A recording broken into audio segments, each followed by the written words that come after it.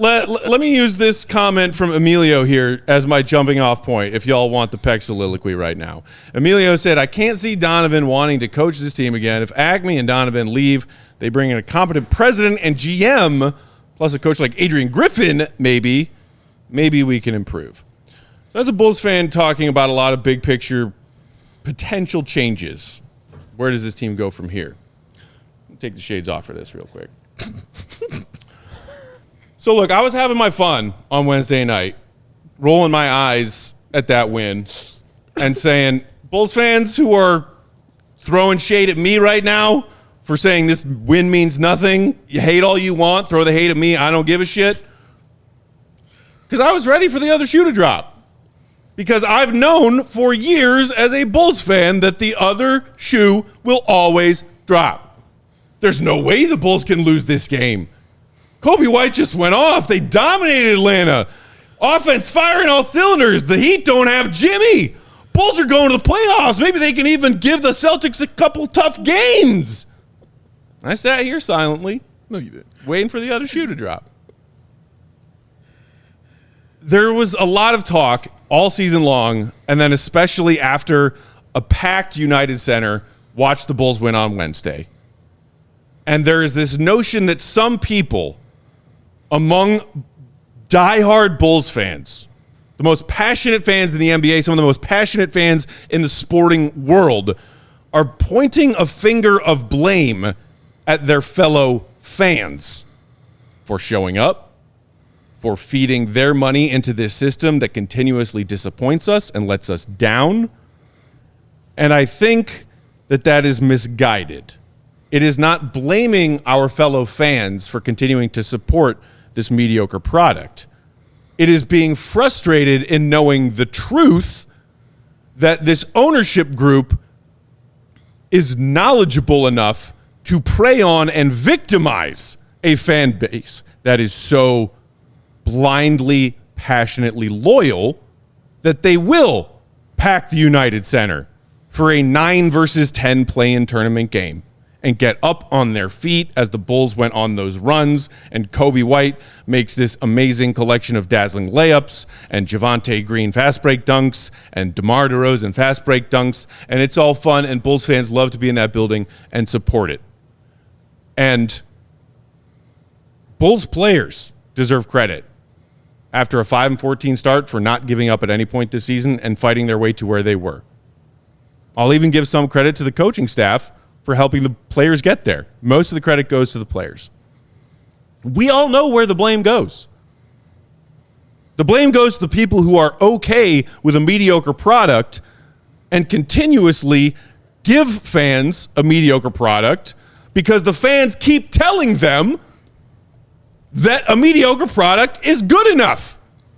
As much as Bulls fans yell and cry out on social media and in their group chats and at their sports bars and in their living rooms to one another, this isn't good enough. Bulls fans deserve more. Bulls fans built this team and its ownership group, their fortune and their global presence. We deserve more because we worked to build the Bulls into what they are.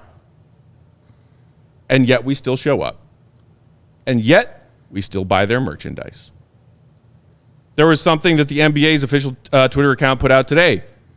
End of season, merch sales across 30 NBA teams. Bulls, 5th. NBA, attendance, home games. Bulls, 1st again this season. Where is this separation between Bulls fans who we talk to every day, every week, every year, saying mediocrity is not good enough, we will not support mediocrity, to top 5 in merch sales, number 1 in attendance? Where is that separation?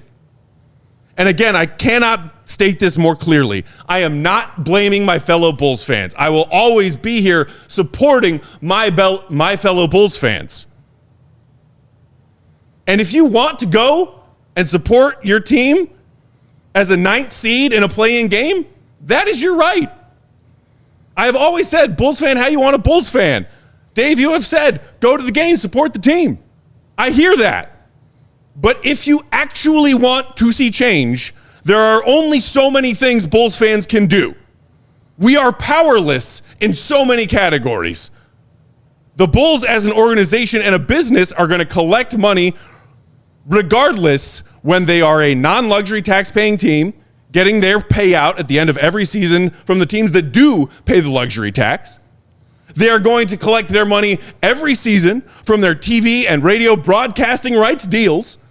Next season, whether it be NBC Sports Chicago or Stadium or wherever the hell Jerry takes this team, Bulls fans are powerless when it comes to affecting the Bulls ownership from making money on that. Bulls fans do hold power when it comes to affecting how much money they make using us as prey, as victims, as sheep on things like merchandise and gate revenue.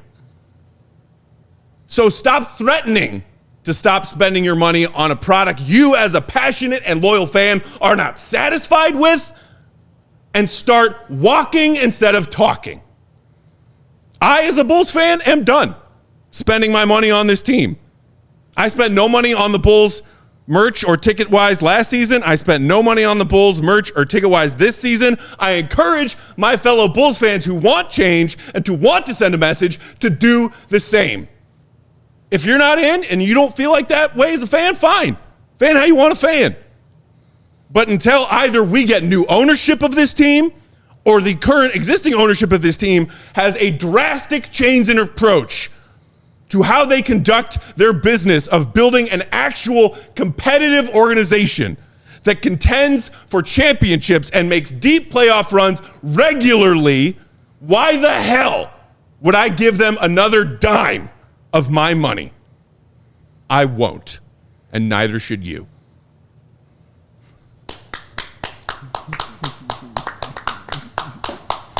That was good.